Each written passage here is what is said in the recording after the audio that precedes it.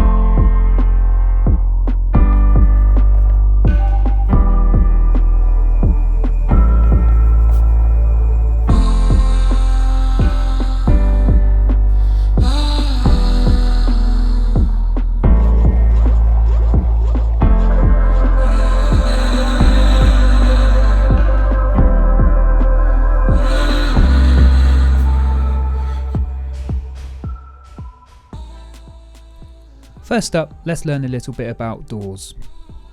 In 1906, Major Ernest Humphreys and Charles F. Dawes set up the Humphreys and Dawes Company in Birmingham, England. At first, they produced motorcycles and a few bicycles, but after 20 years, the two partners split up. Major Humphreys set up a motorcycle manufacturers, while Charles actually set up Dawes Cycles Limited. Dawes Cycles was set up in 1926, with the company building to become a significant brand in the United Kingdom. By the 1930s, Charles had left the business, and his son Wilfred took the reins. Wilfred then passed the business on to his son, Richard Dawes, in the 1970s.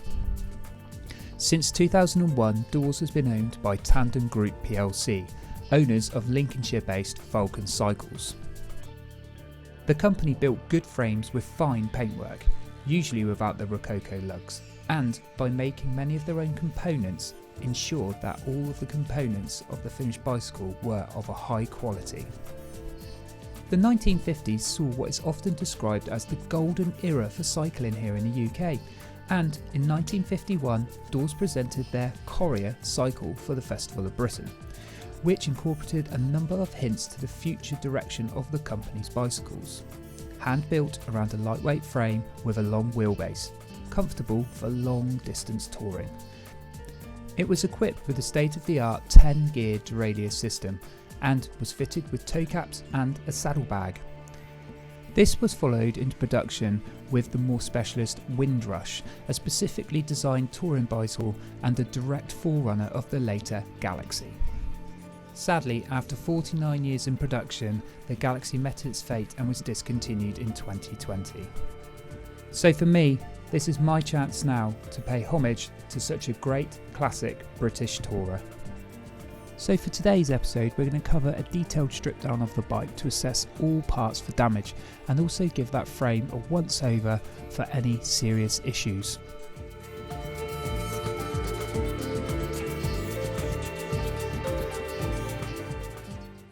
So our first problem is this rear derailleur. It's actually seized up from just being left for such a long time, but we'll come back to that later on.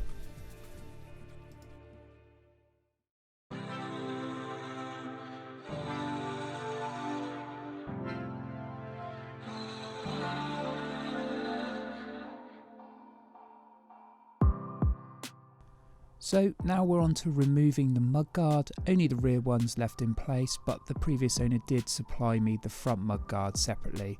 There is a small repair which will need to be undertaken to this rear mudguard.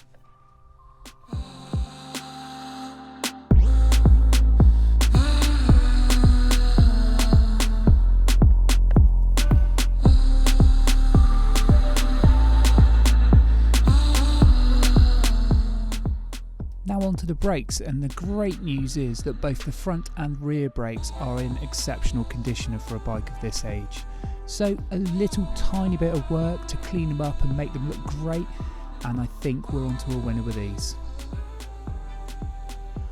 So there is one thing we will need to replace with the brakes though, and that is the brake blocks. they've seen better days and is a standard thing to do with any restoration.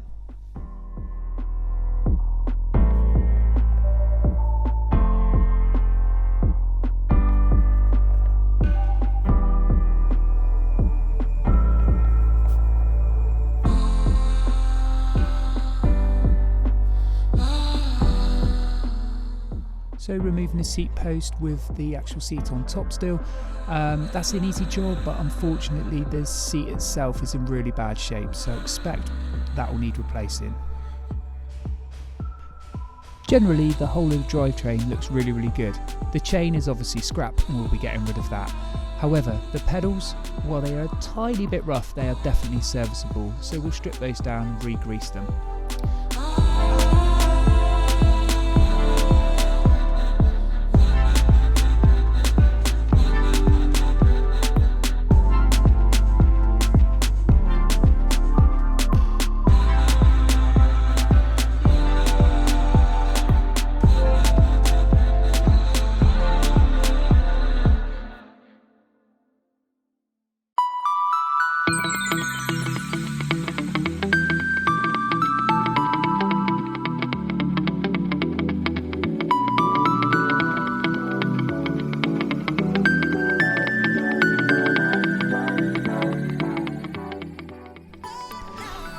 So using penetrating oil is a great way to get threads unscrewing. As you can see here, the front derailleur was well rusted on, but it was actually quite easy once that was left for a little while. We will be using penetrating oil to try and get the rear mech unseized as well, and we'll see how that goes later on.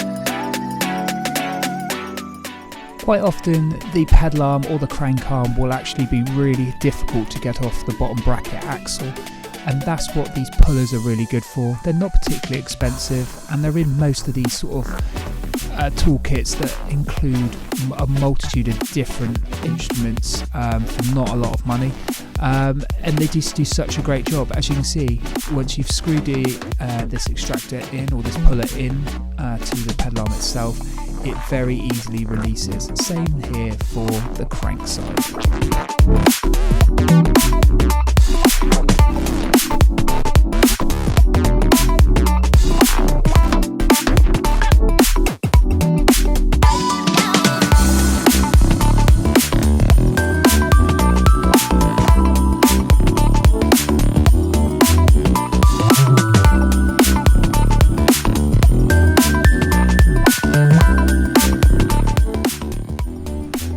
So next up is the bottom bracket. We are now, as you see, just starting to tap the locking ring off here.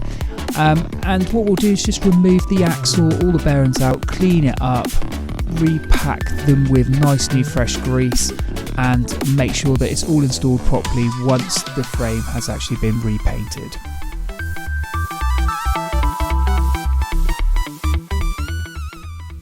Obviously, like all of these parts, we will check them for their condition, make sure any of those ball bearings don't have sort of really bad pitting or anything like that would be an issue if we put them back in. So removing the handlebars is next. And what we do is just undo this bolt here on top of this quill stem, and we'll give it a gentle tap with a hammer just to loosen the stem off inside of the steerer tube. And that means we can then remove the whole section in one go. So next up is to remove the shifters. They're in great condition, and definitely will be being used again, and any little tiny bits of rust will be removed later on before they are replaced back onto a nice newly painted frame.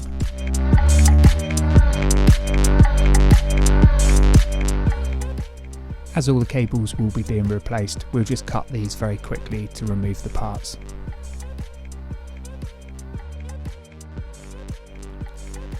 So now loosening off the headset so we can get those forks out. There's loose ball bearings in these forks. I knew that before I started. The only problem is sometimes you can drop a few, so what I've done is made sure I've ordered some fresh ball bearings to go into this headset so we have a nice smooth headset for the future. It is worth also keeping some form of note of how these things are taken apart in case you struggle to refit them later on. Sometimes making a video like this is brilliant for reference.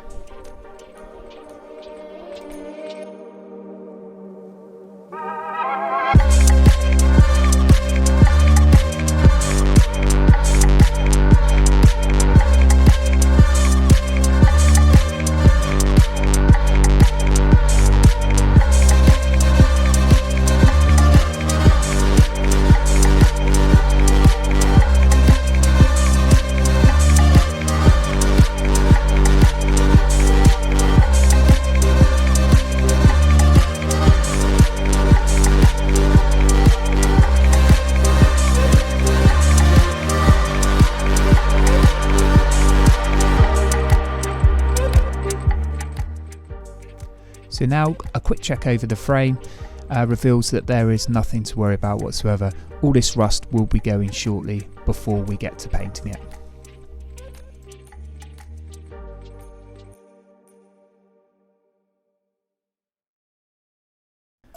So that's it, the bike is now stripped.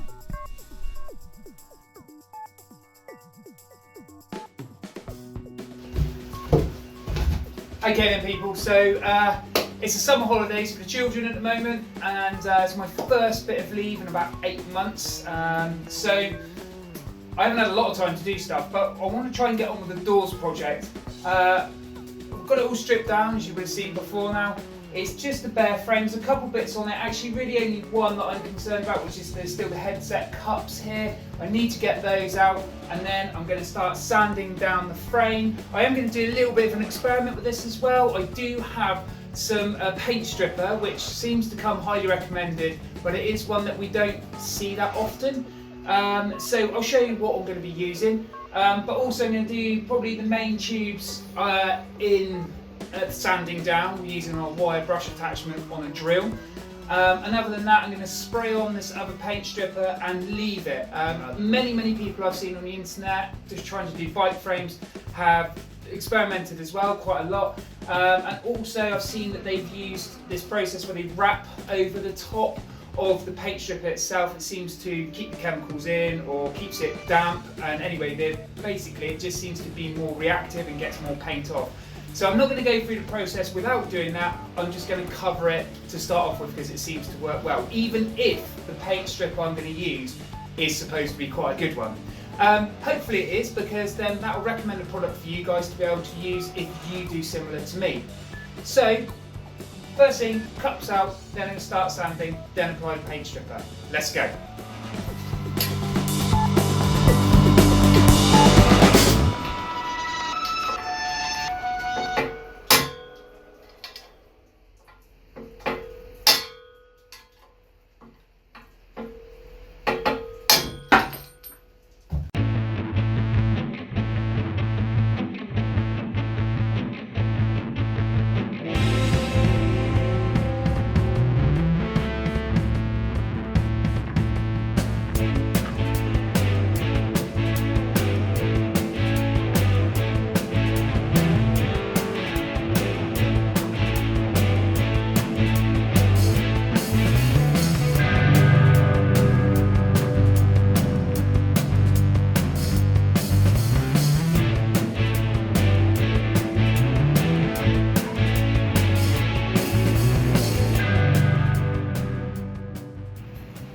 So as you can see, I've done a relatively short amount of sanding. That's come up really well.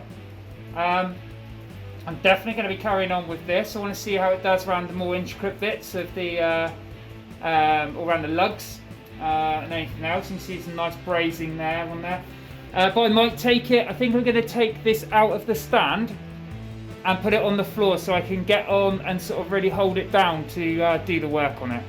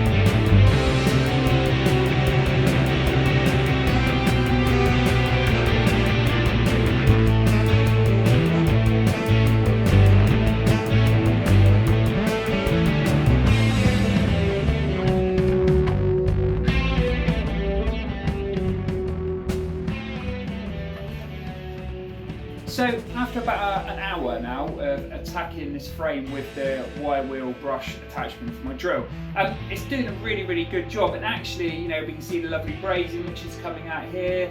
It's actually leaving quite a nice finish on the frame, which I think the primer which I'll use will really stick on to well. It's also getting the rust off. Now, I don't see the point in stopping just to try paint stripper at the moment. It's doing such a good job. I'm going to carry on the chain stays, seat stays as well.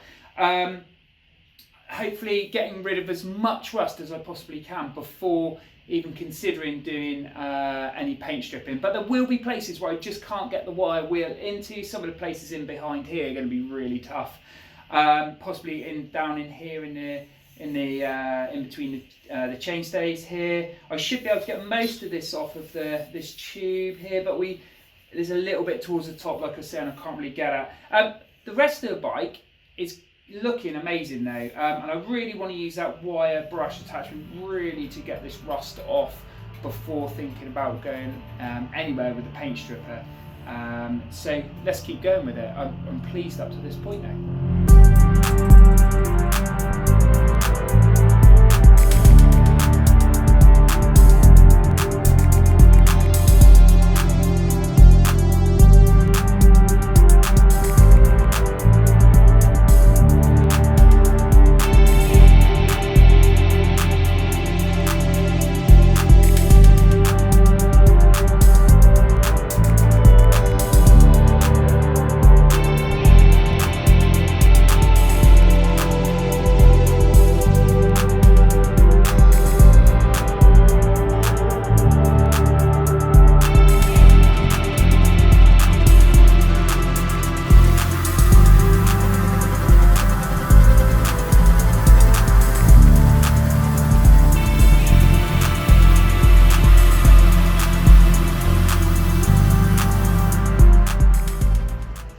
Okay, so you can see the badge is off. I have actually damaged it a little bit. I do think that's repairable. That's not a worry too much. But it does mean now I can go on and get this frame sorted. Now that's the original colour under there. It looks a lot more blue, like a real sort of deep sea blue. Yeah, we'll see how we get on with that.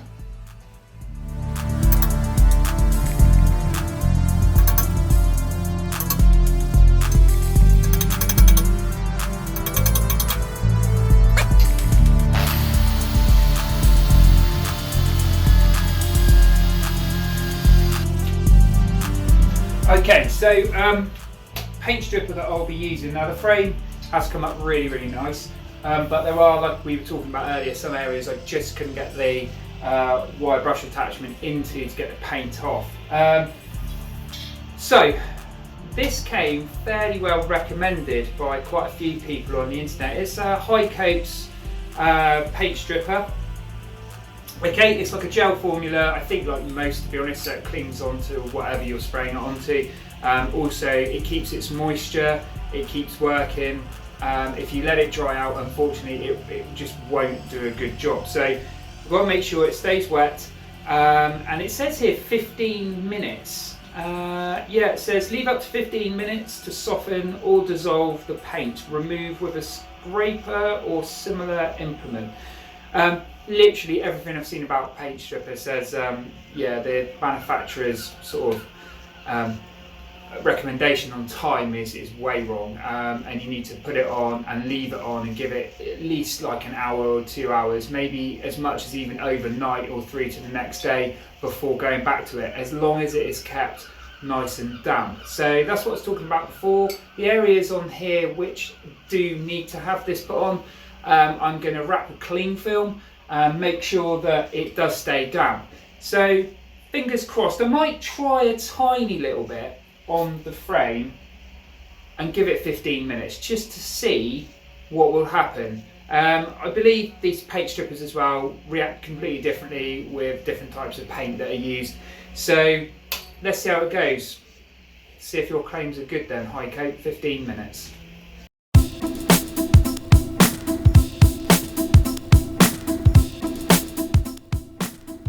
So to make sure that the frame is clean, I'll be using isopropyl alcohol, as you can see here, and hopefully that will remove any dirt and grime and maybe a little bit of oil that might need to come off still. So one other part I haven't really spoken about yet, to be honest, are the forks. The forks are, I'm sure you can see there, the forks are quite badly damaged, especially in this area of chrome here, and I'm not quite sure, to be honest, how well they're going to come up. I'll work on them, I'm going to polish them. I'm not going to try to put too much sandpaper on it because it will obviously ruin the chrome finish. I know it's going to look pitted, but what I want to do is just do my best to see what it will come up like. If it's terrible, then I might go over it and see what we can do in terms of painting over the top, because looking at the finish on the frame at the moment, that's how these were done. It looks like these were just sprayed over the top of the chrome. I could be wrong, but this would sort of lead me to believe the whole thing was chromed at one point up to a certain level. And as you can see, probably in the light there, a little bit better, you can see this is like a chrome finish on the fork here. Hopefully you can see that. But anyway, what I'm going to do is I'm going to paint stripper all of this, and this will be my test piece, I think, to see what 15 minutes does. I'm going to clean this down with isopropyl alcohol so that the surface is nice and sort of grime free, and then I'm going to paint it on and see where we can go with it. Hopefully it will work quite well. One thing I do need to do is just knock off the bottom of the headset part here, which is on the crown. Just need to tap that off using the same method really as what I did with the frame, just getting a hammer and a screwdriver and just gently tapping it off, and it should come off lovely. Okay, next time you'll see it, it'll be in the stand and I'll be cleaning it, ready to be stripped.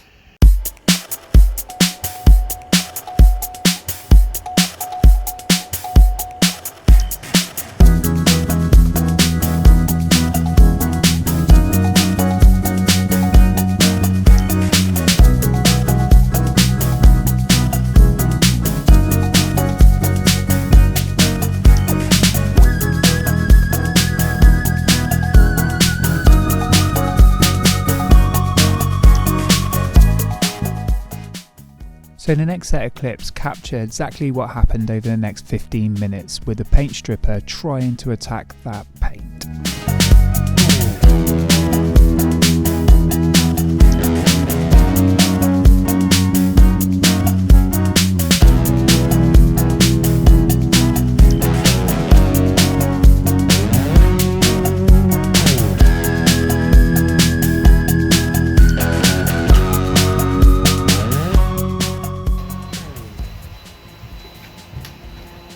Okay, so these forks have now had 15 minutes, and I'm going to see how it comes off. Let's have a look.